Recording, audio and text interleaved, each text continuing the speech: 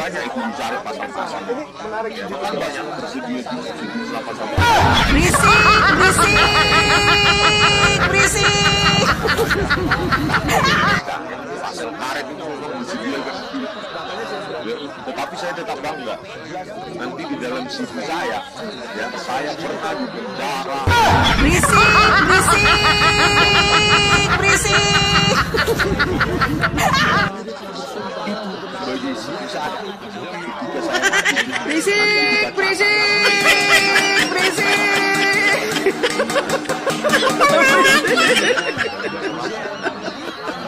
Assalamualaikum warahmatullahi wabarakatuh. Kembali lagi bersama saya di channel YouTube Perisai Politik.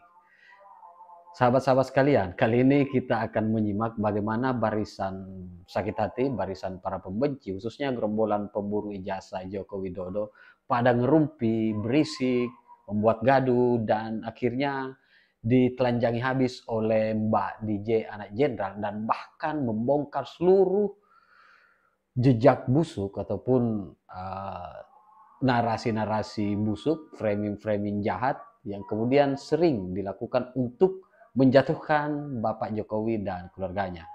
Sahabat-sahabat sekalian, sebelum kita lanjut ke videonya, saya mengajak sahabat-sahabat untuk kemudian menekan tombol like, subscribe, dan share. Dan tak perlu berlama-lama, kita simak videonya berikut ini. Kalau saya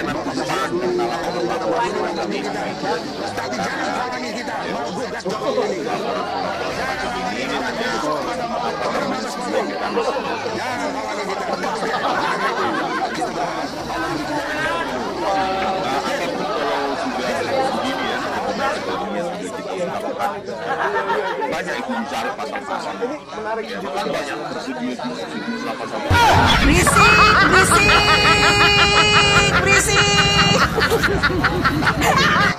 pasal karet itu disediakan. Tetapi saya tetap bangga nanti di dalam CV saya, ya, saya pernah bicara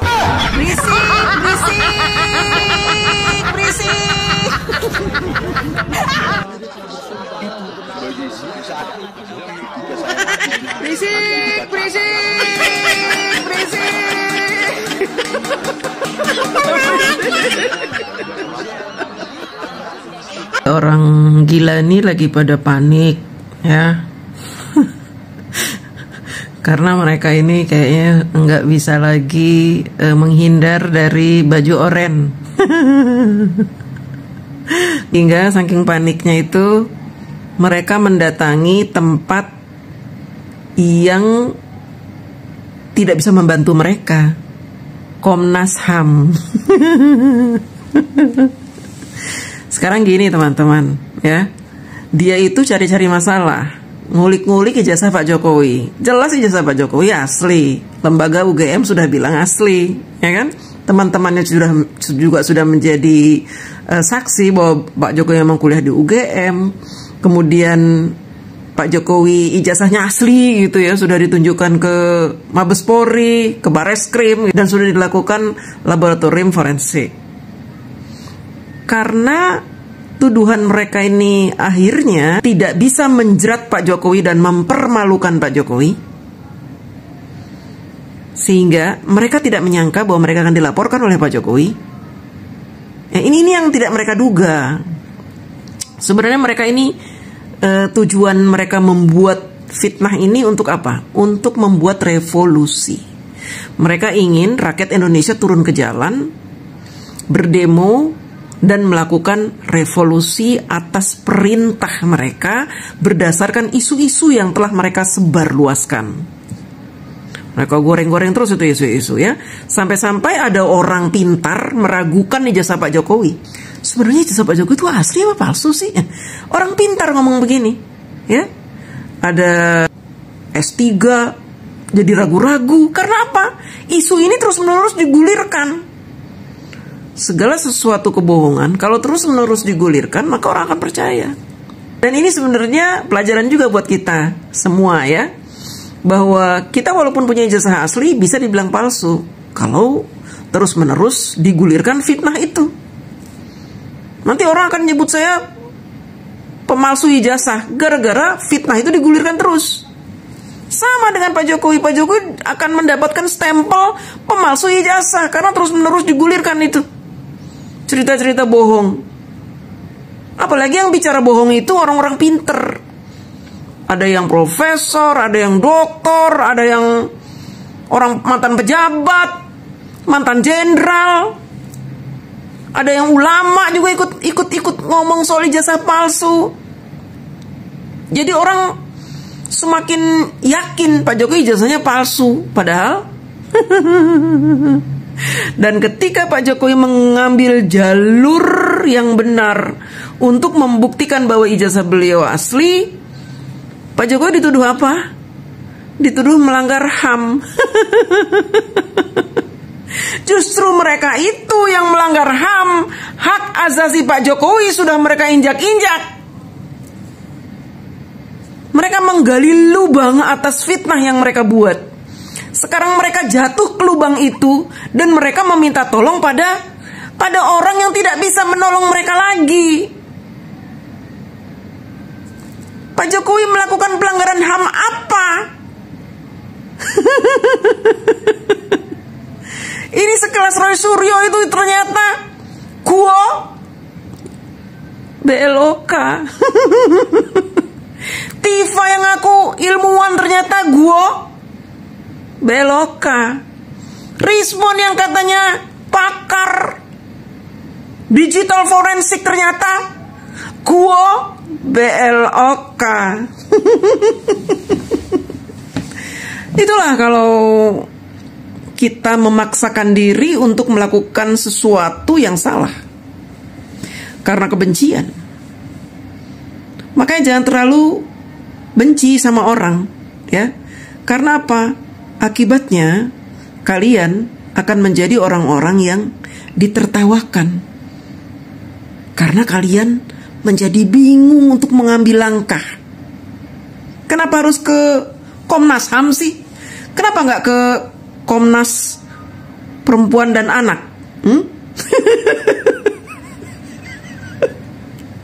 Kayaknya lebih cocok kalau ke Komnas Perempuan dan Anak ya. Karena apa? Karena Tifa sering dibully, ijazah doktornya palsu. Minta bantuan sana sama Komnas Perempuan dan Anak. Terus si Rismon dan Roy Suryo itu seperti anak kecil. Seperti anak kecil, ngeledekin kita, katanya kita kampungan. Kita meluruskan fitnah mereka dibilang kampungan. Kan lucu ya. Mereka boleh koar-koar, memfitnah, menyebarkan berita bohong, membodohi masyarakat. Kita nggak boleh mencerdaskan masyarakat, dibilang kampungan. Lucu kan? Kalian tahu orang tenggelam? Pernah lihat orang tenggelam nggak bisa berenang? Mereka ini nggak bisa berenang, kemudian tenggelam. Supaya mereka tetap bisa bernapas, mereka akan menggapai apa saja yang ada di atas. Mereka akan kelabakan, ngambil apa saja supaya mereka bisa tetap mengambang.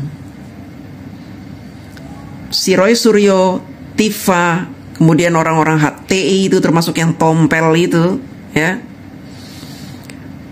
Pengacara Egy Sujana, kemudian si Fadilah, Rismon, Tifa, Kurnia,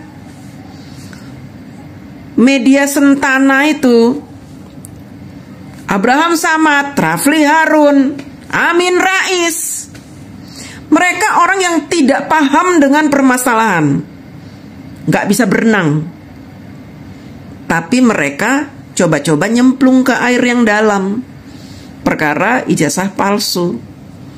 Ketika mereka tenggelam nggak bisa berenang, mereka kelabakan. Karena ternyata perkara ijazah palsu ini dalam, disangkanya cetek. Mereka tidak menyangka Pak Jokowi akan melawan. Kalau Pak Jokowi melawan, matilah mereka. Lawang ijazah Pak Jokowi asli. Gimana? Mereka mau minta tolong siapa? Gak bisa minta tolong siapa-siapa selain mereka harus dihukum. Karena ulah mereka ini membuat satu Indonesia gaduh. Membuat anak kecil menghina Pak Jokowi. Membuat orang-orang awam menuduh Pak Jokowi ijazahnya palsu. Membuat negara kita tercemar. Gara-gara apa? Gara-gara isu ijazah palsu ini sudah sampai ke luar negeri. Bahkan mereka meminta tolong orang luar negeri untuk melakukan forensik. Emang dasar orang-orang gua BLOK.